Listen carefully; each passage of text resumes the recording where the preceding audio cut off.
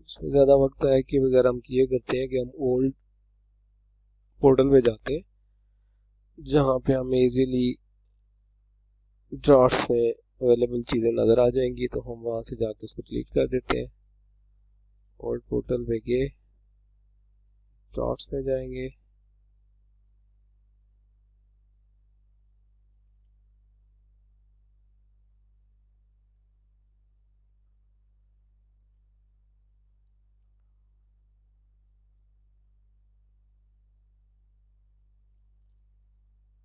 और यहाँ से ड्राफ्ट्स को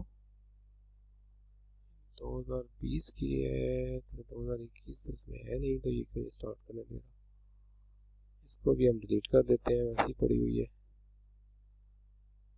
डिक्लेरेशन न्यू में जाके देखते हैं इसमें क्या है। हाँ, ये रिटर्न के ऊपर कोई काम स्टार्ट किया था मैंने, जो बीच में छोड़ दिया था, इसको मैं डिलीट करता हूँ। रिफंड में क्या पड़ा हुआ है,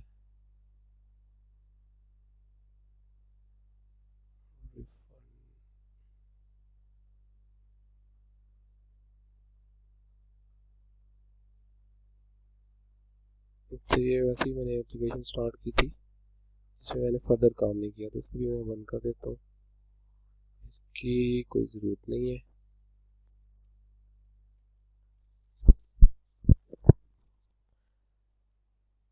हम वापस चलते हैं उसी पोर्टल के ऊपर,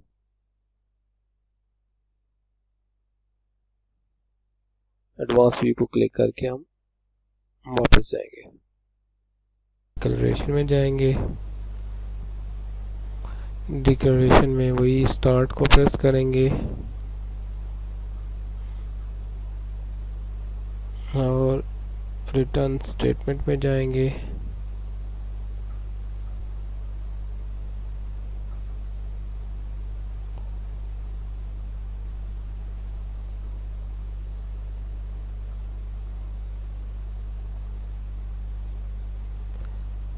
और salary return for individual classic को क्लिक कर देना है, वहाँ से ही स्टार्ट होगा। सिलेक्ट पीरियड,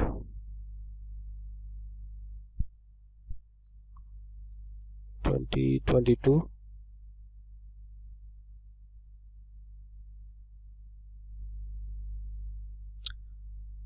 और जुलाई 21 से 30 जून 2022, तो ये हमारा रिक्वायर्ड पीरियड है, इसको हमने सेलेक्ट किया।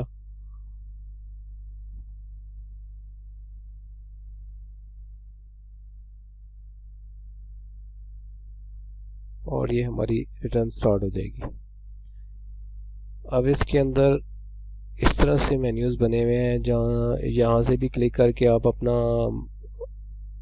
रिटर्न स्टार्ट कर सकते हैं, और यहाँ लेफ़्ट साइड पे भी ये बने हुए हैं, जहाँ से आप अपना डाटा पुट करना स्टार्ट कर सकते हैं। डाटा टैब को क्लिक करेंगे,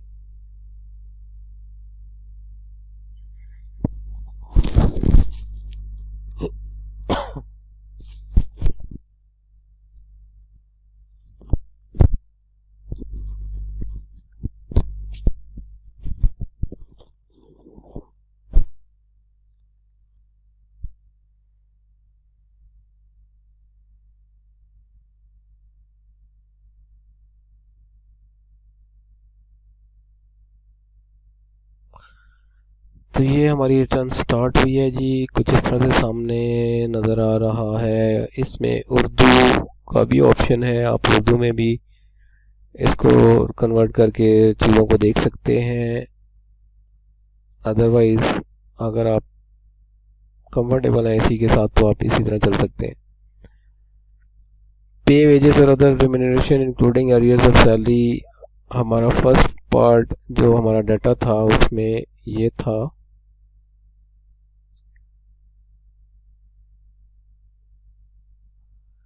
ये हमारी वेल्थ स्टेटमेंट थी, जिसको हमने एक्सेल में बना के कंप्लीट किया था। इसमें हमने एस्टिमेटेड सैलरी 1.8 मिलियन ली थी, तो यही सैलरी हम वहाँ पे पुट करते हैं। टोटल अमाउंट वाले कॉलम में आप डाटा डालेंगे और बाकी कैलकुलेट करेगा सिस्टम इसके ऊपर खुद।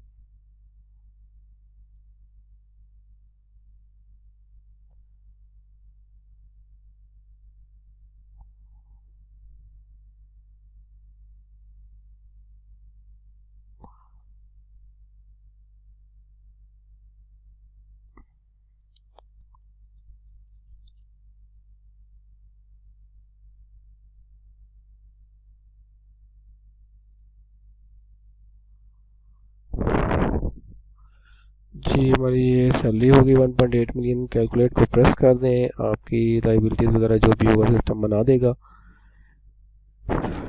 इसके बाद है जी capital assets, capital gain loss आपने नेक्स्ट पोर्शन में शो करना है। कैपिटल गेन आपने कोई एसेट बेचा है जिसके ऊपर आपको एक्स्ट्रा मनी मिली है आपकी बाइंग प्राइस से, तो वो आपका कैपिटल गेन होगा। एसेट्स में चीज़ें डिफाइन है। कैपिटल गेन्स के ऊपर एक प्रॉपर चैप्टर है इनकम टैक्स ऑर्डिनेंस में, उसको फर्दर डिस्कस करके किया जा सकता है। अदर सोर्सेज में भी अगर एक सैलरी पर्सन है और उसके अलावा सैलरी के अलावा भी कोई उसकी थोड़ी बहुत इनकम है तो वो यहाँ पे आप शो करेंगे। ठीक है जी, इसमें प्रॉफिट एंड डेट वही आपका जो बैंक प्रॉफिट्स हैं वो यहाँ पे शो कर सकते हैं आप। अदर रिसीट्स हैं, एन्युटी, पेंशन वगैरह। पेंशन वाले जो लोग हैं वो अगर अपनी रिटर्न फाइल कर रहे हैं, जिनको सिर्फ पेंशन इनकम आती है, तो वो अपनी पेंशन यहाँ पे शो करेंगे। उनकी रिटर्न यही होगी नॉर्मल सैलरीड पर्सन वाली, और अपनी जो इनकम होगी वो सैलरी वाली पोर्शन के बजाय यहाँ पे पेंशन वाले पोर्शन में शो करेंगे। इसके अलावा कुछ फॉरेन सोर्स या एग्रीकल्चर इनकम है तो वो आप यहाँ पे शो करेंगे। इसमें एक चीज़ और बता दूं कि फॉरेन सोर्स और एग्रीकल्चर इनकम दोनों एग्जाम्प्ट है। फॉरेन सोर्स इनकम के लिए कंडीशन ये है कि वो थ्रू प्रॉपर बैंकिंग चैनल आनी चाहिए और उसमें बैंक ने टैक्स काटा हुआ होता है ऑलरेडी, तो इसलिए उस पर टैक्स नहीं है। एग्रीकल्चर इनकम जो है वो उसके ऊपर लोकल प्रोविंशियल टैक्सेस लगते हैं, वो आपने पे किए हुए होने चाहिए। वैसे यहाँ पे शो करना है तो, और वो आपकी वैसे टैक्स एग्जाम्प्ट होती है।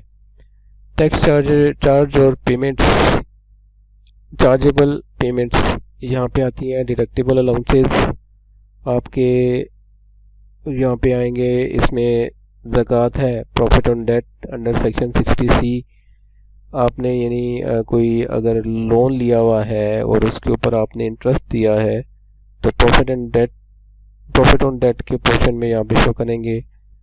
ज़कात अगर आपने अंडर सेक्शन 60 पे की हुई है एज पर अप्रूव्ड इंस्टीट्यूट को दी है आपने, जो इनकम टैक्स ऑर्डिनेंस में डिफाइन है उनको दी है, और आपके पास वैलिड एविडेंस है थ्रू प्रॉपर बैंकिंग चैनल दी हुई है, तो वो आप यहाँ पे शो कर सकते हैं। एजुकेशनल एक्सपेंसेस जी 60D सेक्शन अप्लाई होता है इसके ऊपर।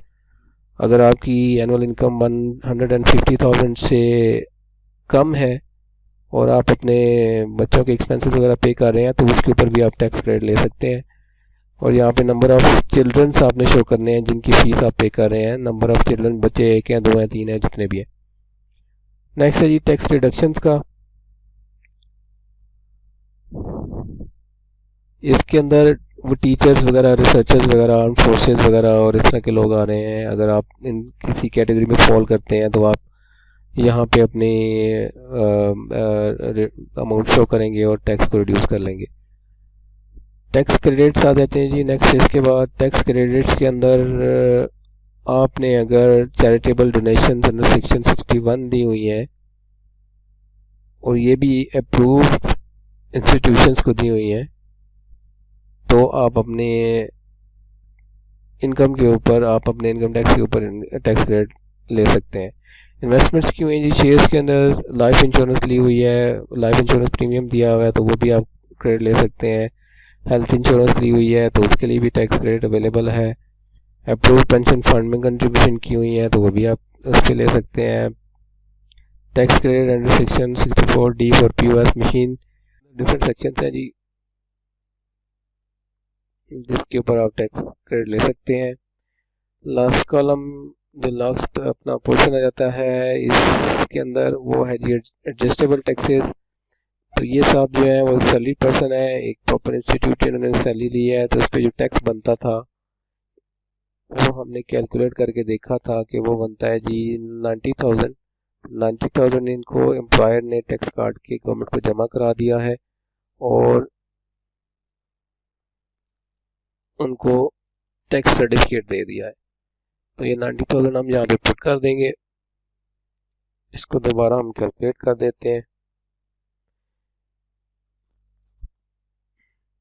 इस पोर्शन के अंदर बाकी टैक्सेस जी, आपने कोई गाड़ी खरीदी है उस पे टैक्स दिया है तो वो यहाँ पे शो कर सकते हैं। ट्रांसफ़र फी वगैरह पे अगर दिया है तो वो यहाँ पे शो कर सकते हैं। इसके अलावा टोकन टैक्सेस वगैरह आते हैं, व्हीकल टैक्स अंडर सेक्शन 234 है। ये टैक्स आप यहाँ पे एडजस्ट कर सकते हैं। यहाँ पे जैसे ही आप प्लस को क्लिक करेंगे तो एक टैब ओपन हो जाएगा न्यू।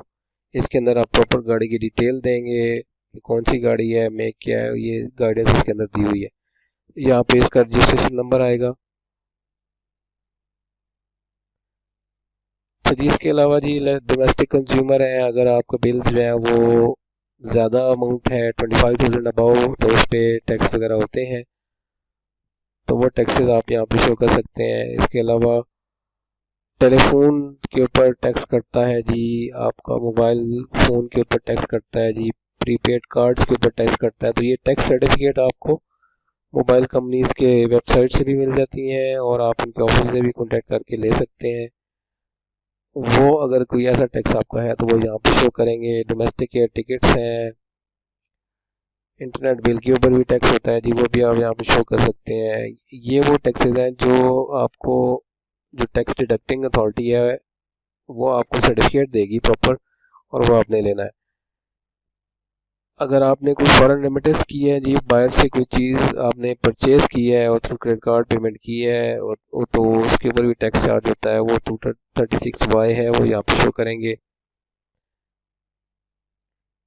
एजुकेशनल इंस्टीट्यूशंस फी के ऊपर भी टैक्स होता है जी। अगर आप किसी को यूनिवर्सिटी वगैरह को फीस वगैरह दे रहे हैं तो उस पर भी टैक्स था, तो वो आप यहाँ पे एडजस्ट करेंगे। 236C है जी प्रॉपर्टी परचेज का। आप अगर आपने प्रॉपर्टी कोई परचेज की है और उस पर टैक्स पे किया है तो वो आप यहाँ पे शो करेंगे। सेल या ट्रांसफ़र ऑफ प्रॉपर्टी है जी, इसी यहाँ पे शो करेंगे। इसके अलावा डोमेस्टिक एयर टिकट्स के ऊपर टैक्स आपने पे किया है तो वो यहाँ पे शो करेंगे। तो ये सारे वो पोर्शन था जो आपका एडजस्टेबल का पोर्शन है, वो आप यहाँ पे शो कर सकते हैं। ये पोर्शन है जी लास्ट वाला, इसमें final fixed minimum average relevant reduce tax आते हैं। इसमें देखते हैं जी क्या कुछ आता है जी। ये डिविडेंड है जी, आपने कोई शेयर्स वगैरह स्टॉक मार्केट से लिए हुए हैं और उनका डिविडेंड आपको मिला है तो वो आप यहाँ पे शो करेंगे। इस फर्स्ट कॉलम में आप डिविडेंड की वैल्यू शो करेंगे, नेक्स्ट कॉलम में आप टैक्स की अमाउंट शो करेंगे। इसका भी आपको NCC PLC सर्टिफिकेट मिलता है प्रॉपर, या आप अपने ब्रोकर से सर्टिफिकेट ले सकते हैं और वो यहाँ पे शो करेंगे। डिविडेंड 7.5% टैक्स कटा है तो वो यहाँ होगा, 15 होगा तो यहाँ होगा। प्राइस बॉन्ड आपने कोई विन किया है जी, वो यहाँ पे शो करेंगे। विनिंग्स फ्रॉम क्रॉसवर्ड पजल्स वगैरह वो यहाँ पे शो करेंगे। इलेक्ट्रिसिटी बिल डोमेस्टिक कंज्यूमर 235 ये यहाँ पे शो करेंगे। कैपिटल गेन्स, ये पोर्शन बड़ा इम्पोर्टेंट है। इसमें कैपिटल गेन, अगर आपने एक प्रॉपर्टी ली थी और उसको 4 ईयर से पहले पहले बेच दिया था तो उसके ऊपर भी जो गेन है उसके ऊपर टैक्स बनता है। इसकी भी रेशियोज डिफरेंट है। अगर 1 साल रख के बेचा है तो उसके लिए और रेट है, वो जस्ट आप यहाँ पे वैल्यूज पुट करेंगे, गेन की वैल्यू पुट करेंगे जितना आपने उस पर गेन अर्न किया है। गेन इस तरह कैलकुलेट होगा जी, आपने एक 10 लाख का प्लॉट लिया था और 20 लाख का बिक किया है तो 10 लाख माइनस 20 लाख माइनस 10 लाख रुपए गेन हो जाएगा। तो गेन आप यहाँ पे शो करेंगे। इसके अलावा कैपिटल गेन ऑन सिक्योरिटीज़ है, आपने शेयर्स लिए बेचे एक ही पीरियड के अंदर तो उसके ऊपर गेन्स वगैरह जो आपने अर्न किए हैं वो आप 237A के अंदर शो होगा टैक्स उसका। इसमें डिफरेंट रेट से 7.5 था, 10 भी था, 12.5 भी था, 15 भी था। तो ये सारे उन्होंने हेडिंग्स दे दी हैं। जो भी आपका रेलिवेंट बनता होगा टैक्स आप उस कॉलम में शो करेंगे या वैल्यू ऑफ शेयर लिखेंगे जो आपने डिस्पोज ऑफ किए और आगे टैक्स की अमाउंट आएगी। बाकी इसके अंदर भी कुछ अलाउंसेस वगैरह दिए हैं जी। बाकी salary arrears, chargeable tax at relevant rate यहाँ पे शो होगा।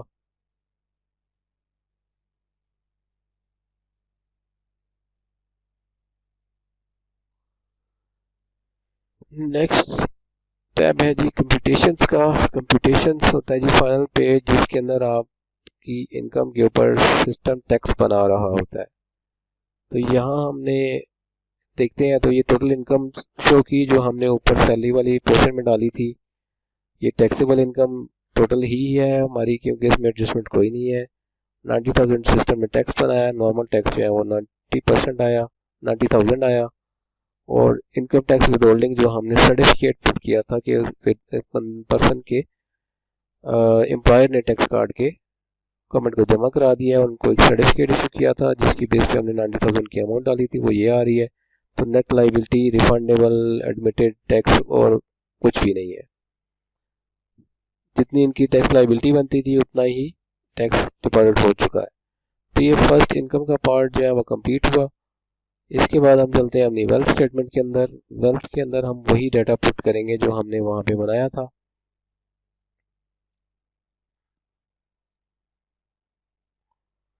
सबसे पहले है जी एक्सपेंसेस का पोर्शन। एक्सपेंसेस के अंदर हमने इन्हीं कैटेगरीज के अंदर वैल्यूज डाली हुई हैं। अभी फिलहाल मैं ये करूंगा कि ब्रेकअप डालने के बजाय मैं टोटल अमाउंट उठा के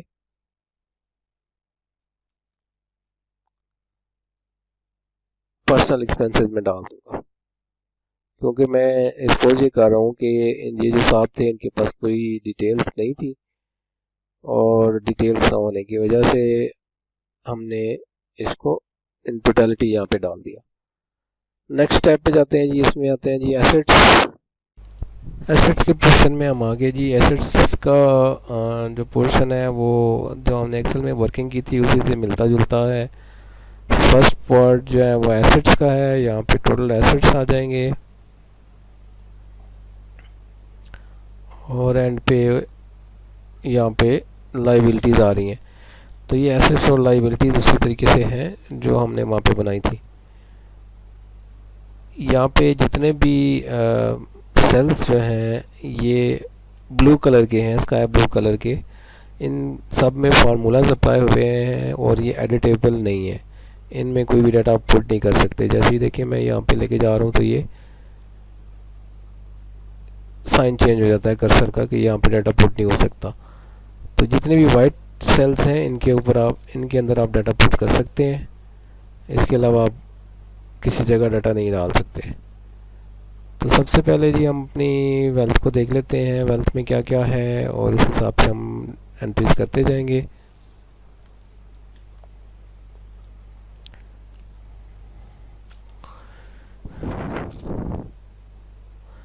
एग्रीकल्चर प्रॉपर्टी पहले पोर्शन पे थी जी। सबसे पहले हम एग्रीकल्चर प्रॉपर्टी डालते हैं। जैसे ही हम प्लस को क्लिक करेंगे एक न्यू विंडो ओपन होगी और यही रिक्वायर्ड इन्फॉर्मेशन हैं जो इसमें डालनी है। यहाँ पे हमने एड्रेस डालना है, कमर्शियल है, रेजिडेंशियल है, यहाँ पे एग्रीकल्चरल आ जाएगा क्योंकि हम एग्रीकल्चर प्रॉपर्टी डाल रहे हैं, और इसके अलावा इसकी मेन लोकेशन, सिटी वगैरह जो भी हैं वो हम डालेंगे। तो फिलहाल मैं यहाँ पे कुछ नहीं डाल रहा हूँ क्योंकि डाटा मेरे पास फर्जी है। तो ये अगर आप एक्चुअल कर रहे होंगे तो सारा डाटा रियल डालेंगे यहाँ। जैसे मैंने ओके किया तो ये कह रहा है जी नहीं, यहाँ पे कुछ ना कुछ देना पड़ेगा हमको। तो ये यहाँ पे हम कुछ लिख देते हैं। ओके किया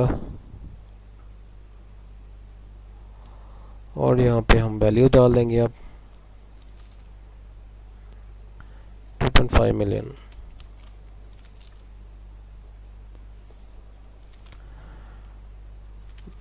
ओके जी, नेक्स्ट क्या है जी हमारे पास, इनका कोई रेजिडेंशियल हाउस है 3.5 मिलियन का।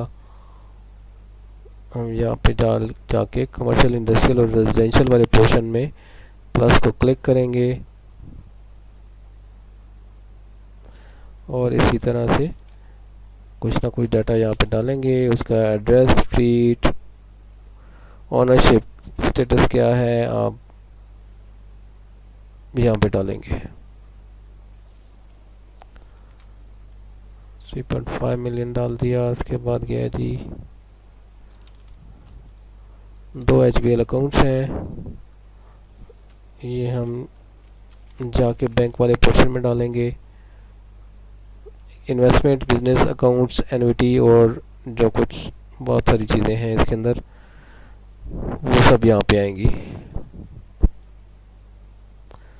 तो बैंक अकाउंट में आप बैंक का IBN डालेंगे, जो भी है PK से स्टार्ट होने वाले नंबर होते हैं,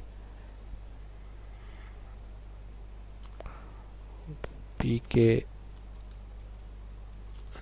12 ABCD जो भी हम ऐसे डाल देते हैं। ये आप अपनी चेक बुक से देख के लिख सकते हैं। चेक बुक के ऊपर बॉटम के ऊपर IBN नंबर लेफ़्ट साइड पे आ रहा होता है। अगर नहीं आ रहा तो आप अपने बैंक से भी चेक करके पूछ सकते हैं, वो आपको बता देंगे। IBN नंबर डाला जी, इसके बाद हम इसका ओके करेंगे। नीचे इसकी इन्फॉर्मेशन बाकी भी चाहिए होती है, वो भी डालनी है आपने। एक बैंक हमने ऐड कर दिया। अब सेकंड बैंक अगर हमने ऐड करना है तो दोबारा से जो मेन प्लस है इसी को क्लिक करेंगे।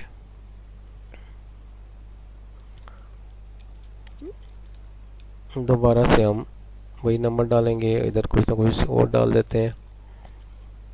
ओके किया,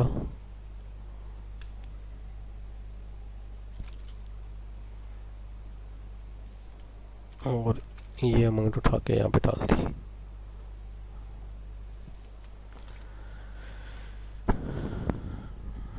नेक्स्ट चलते हैं जी। नेक्स्ट में क्या है जी, नेक्स्ट में इनके पास गाड़ियां हैं, गाड़ी है और एक मोटरसाइकिल है।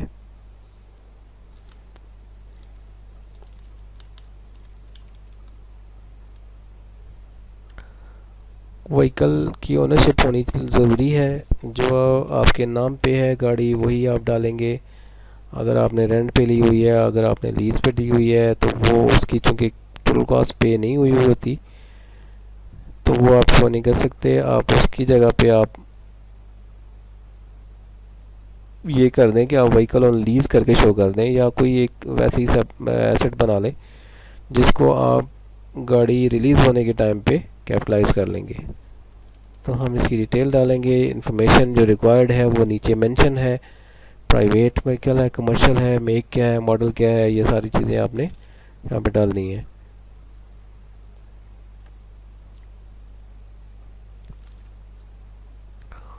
$2.7 मिलियन की गाड़ी है।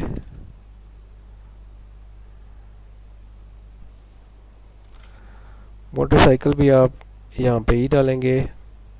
इस प्लस को दोबारा क्लिक करेंगे, मेन में जो था टैब ओपन होगा।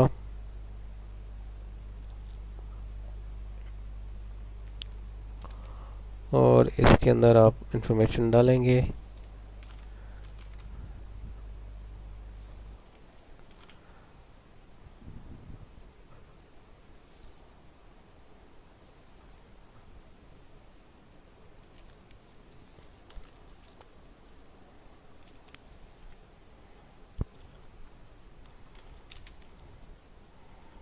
ओके किया। 150,000 इसकी वैल्यू थी, ये आप 150,000 डाल देंगे।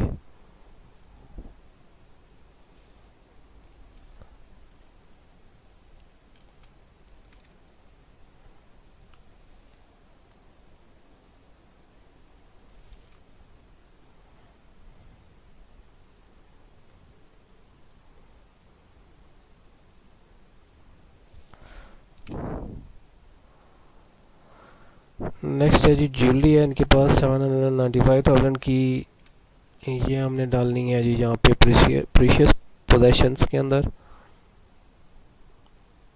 कीमती चीज़ें हैं आपके पास तो वो आप यहाँ पे डालेंगे। ऊपर आप ज्वेलरी लिखेंगे या आप लिखेंगे क्या है जी, गोल्ड है, सिल्वर है, डायमंड है, जो भी है वो यहाँ पे आप डालेंगे।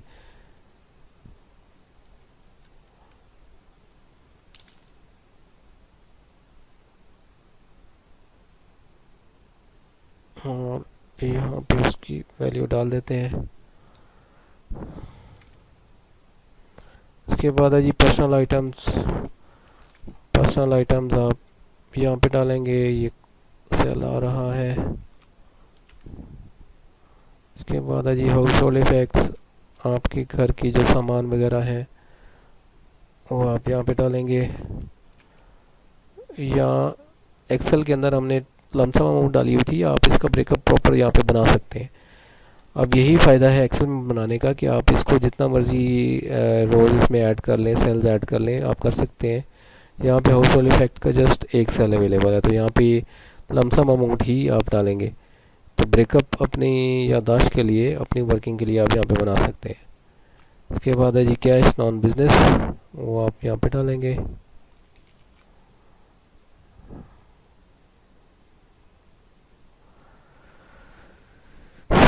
इसके अलावा नीचे कुछ पोर्शंस मुझे न्यू लग रहे हैं, उसमें ओल्ड भी हैं न्यू भी हैं, इसको देख लेते हैं। एनी अदर एसेट आपका कोई है तो वो आप डाल सकते हैं नीचे। कैपिटल और voting rights in foreign company, assets held outside Pakistan, ये सब यहाँ से जो प्लस आ रहे हैं राइट साइड पे, यहाँ पे इनको प्लस करेंगे तो ये डिटेल्स ओपन होंगी और यहाँ पे आप डिटेल्स पुट करेंगे। इसके बाद आ जाते हैं लाइबिलिटीज़। लाइबिलिटीज़ का पोर्शन में आप इस प्लस को क्लिक करेंगे। लाइबिलिटीज़ में वही यहाँ पे क्रेडिटर का नेम, CNIC रजिस्ट्रेशन नंबर मांगता है, ये आपने प्रॉपर देना है। हम यहाँ पे डमी डाटा डाल रहे हैं इसलिए कोई इसकी ज़रूरत नहीं है। 2 मिलियन इन्होंने लोन लिया हुआ है, ये हम यहाँ पे डाल देंगे।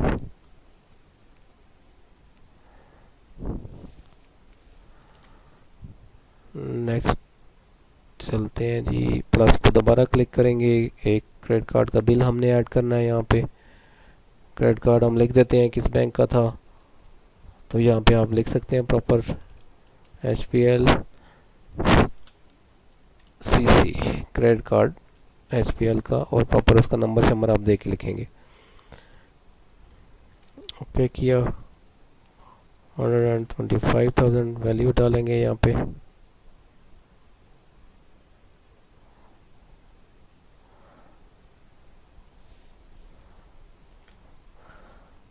ओके जी, एसेट्स और लाइबिलिटीज़ का पोर्शन हुआ कंप्लीट। अब इसको हम एक बार करते हैं कैलकुलेट, और लास्ट पोर्शन रिकन्सिलेशन वाले पे चले जाते हैं। रिकन्सिलेशन में प्रीवियस ईयर एसेट्स गलत आ रहे हैं जी, हम इनको चेंज कर देते हैं हमारे हिसाब से। प्रीवियस ईयर्स के एसेट्स जो हैं वो ये थे, हम यहाँ पे डाल देंगे। नेक्स्ट है जी income for current year 1.8 million, जो हमने रिटर्न में शो भी की है। इसके बाद है जी ये दो, इसमें एक चीज़ यहाँ पे हम ये 5 लाख की हमने इनकम शो की हुई है, जो कि हमने शो करनी थी फिक्स टैक्सेशन वाले पोर्शन में। वो पोर्शन था जी आपका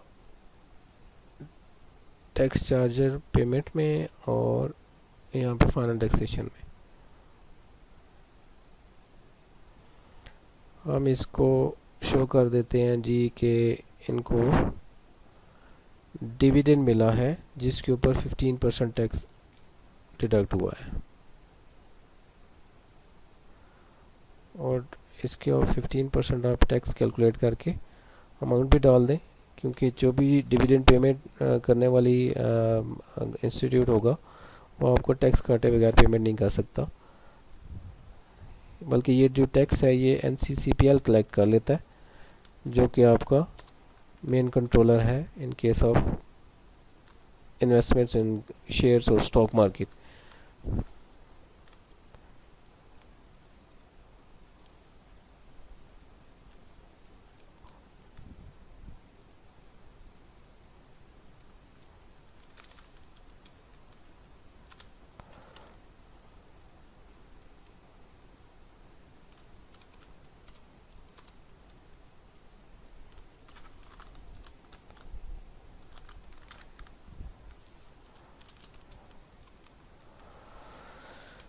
तो ये हमारा 75,000 का टैक्स बनता है जी।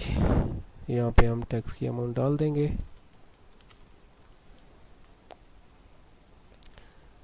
इसको कैलकुलेट करा दें एक बार।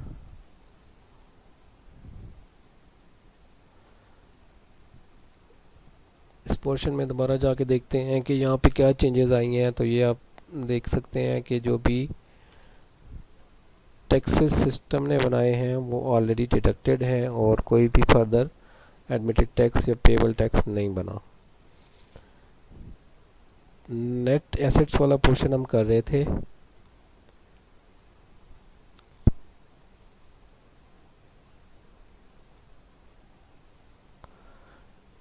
सॉरी, रिकन्सिलेशन वाला पोर्शन पे थे, ये सेकेंड लास्ट पोर्शन है। इसमें हमने फाइनल और फिक्स टैक्सेशन में 500,000 शो किया है, तो हम यहाँ पे दिखा देंगे। गिफ्ट की फर्दर कोई अकाउंटिंग नहीं है, वो यहाँ पे हम दिखाएंगे रिकन्सिलेशन के पोर्शन में।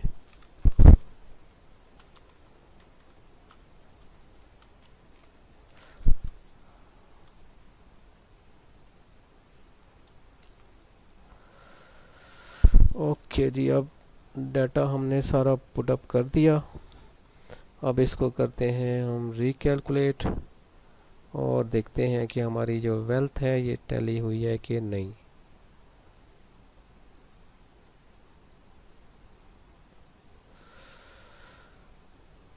नहीं जी, ये आ गया जी 4.7 मिलियन अनरिकंसाइल्ड इनकम। ये पॉसिबल तो नहीं है, इसको दोबारा देखना पड़ेगा हमने कहाँ पे गलती की है।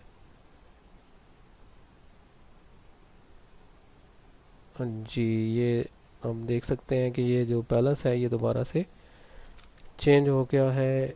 जो प्रीवियस ईयर का कैरी फॉरवर्ड बैलेंस था, इसको हम दोबारा पुटअप करते हैं। कंट्रोल वी किया और कैलकुलेट करने की कोशिश करते हैं इसको दोबारा।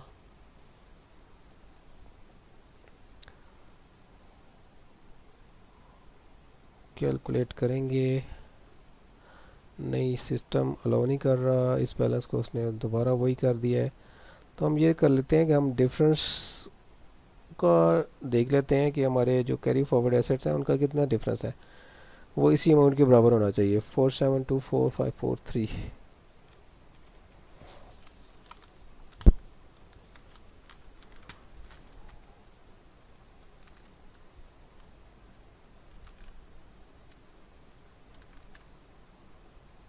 4724,543, 4724,543।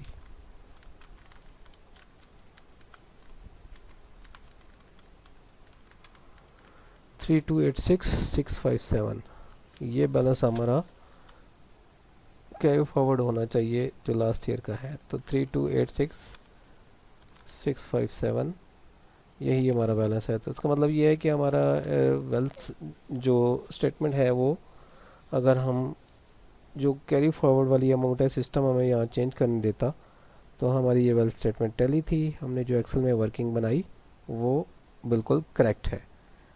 इशू सिर्फ ये है कि सिस्टम इस अमाउंट को दोबारा से चेंज कर देता है और हमारी अमाउंट जो 8 मिलियन है उसको नहीं रहने देता। तो ये इसलिए हमारी जो वेल्थ है इसमें डिफरेंस आ रहा है। वीडियो देखने का बहुत बहुत शुक्रिया, हमारा काम कंप्लीट हो चुका है। अगर कोई क्वेश्चन हो किसी का तो वो आप मेरे से पूछ सकते हैं कमेंट सेक्शन में, मैं आपको रिप्लाई करूँगा। और वीडियो लाइक कर दीजिएगा, वीडियो अगर पसंद आई हो तो लाइक कर दीजिएगा और चैनल को भी सब्सक्राइब कर दीजिएगा। बहुत शुक्रिया आपका। अल्लाह हाफिज़।